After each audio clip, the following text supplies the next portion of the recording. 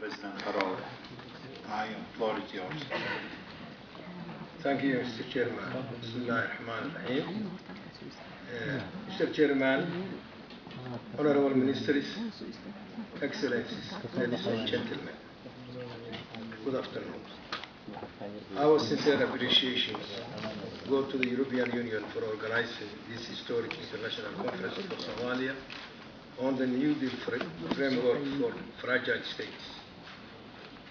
I would like also to take this opportunity to thank the European Union, the African Union, and the IGAD for their generous support to alleviate the plight of the Somali people and for hosting Somali refugees. And we will never forget your commendable support. Mr. Chairman, Puntland welcomes the New Deal framework has held wide consultation and has submitted the development priorities to be incorporated as a component into the New Deal compartment for Somalia.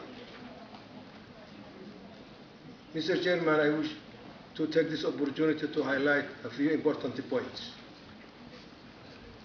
We are gathered here today to help Somalia emerge from this dark period of history. In 2012, the Provisional Federal Constitution became the first constitution produced in a consultative process among the Somali people for the first time since the Somali Constitution was abolished by the military regime 44 years ago. This marked a moment of hope and optimism that Somalia will begin to re-emerge from the path of self-destruction and a national agony.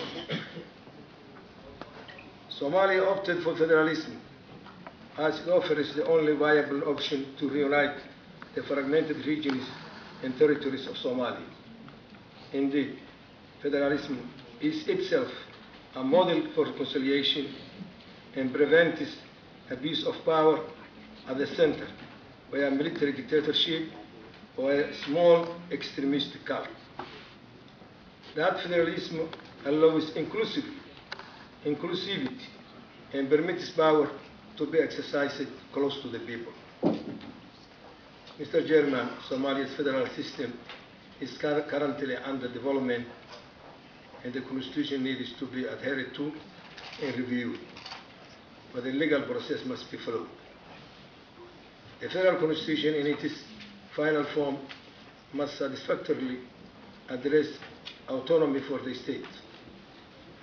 Until that final stage is achieved, the political decision-making of Somalia shall be shared between the federal institutions and the federal states for the benefit of the Somali people.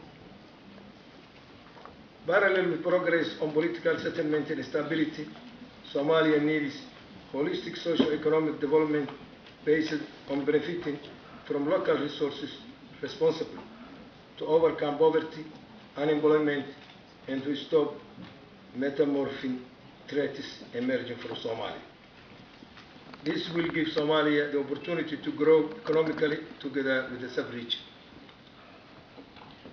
Somalia cannot afford to lose more time and bear more suffering, as the Somali people are eagerly expecting us to deliver on our promises to see a reconciled, reconstructed Somalia in peaceful election by 2016. The Somali people cannot afford another wasted momentum. The country must go forward and we must deliver. Mr. Chairman, Puntland State has played an instrumental role by establishing institutions for governance, law enforcement, and basic service delivery in its territory. We fought against Al-Shabaab terrorists and pirates in Puntland. We continue to prevent the threat of terrorism and piracy in the region. Our example will serve as a model for the Jubaland interim administration in future federated states. Puntland strives towards rebuilding a new Somalia, and Puntland requires international support for security and development to encourage future federal states and the stabilization of Somalia. Puntland has decided to implement a public financial management system, including processes, procedures, and other related items. Mr. Chairman, Somalia, in its current situation, needs the implementation of a political timeline agreement of 18 months to accelerate formation of states, finalize the federal constitution, and fully implement the federalism system in the country. The time has come to unite behind a common purpose of rebuilding Somalia and implementing agreed upon principles. It is a time to build a national cohesion for political and socio-economic development, which requires political will and courage of Somali leaders. Mr. Chairman, my national vision is the rebirth of a new Somalia that enjoys full peace, is a respected member of the community of the nations, self-reliant, respects human rights and gender equality, that brings hope to its citizens and attract voluntary repatriation of Somali refugees.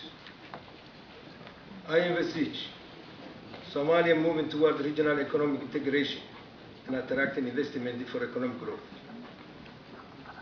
As the President of Puntland, a veteran of Somali national peace process, and one of the roadmap signatories to end the transition in Somalia, I make myself available to work with other Somali entities, including the federal government, willing to contribute positively to all efforts to institute the fragmented Somali nation state.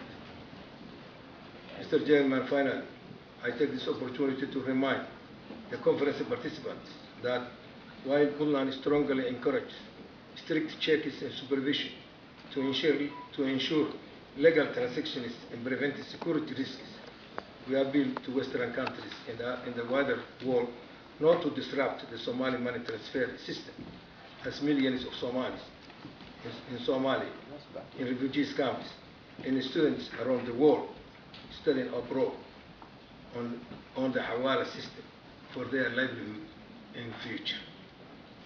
In conclusion, I repeat my appreciation to the European Union and the wider international community, front of which the African Union have provided security forces to Somalia to stabilize in IGAD countries, and appeal to you to stay close by the Somali people as we undertake these vital steps to secure peace and stability in our country.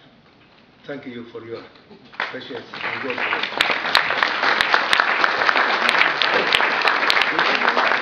So now we are breaking for lunch until 15 o'clock. We restarted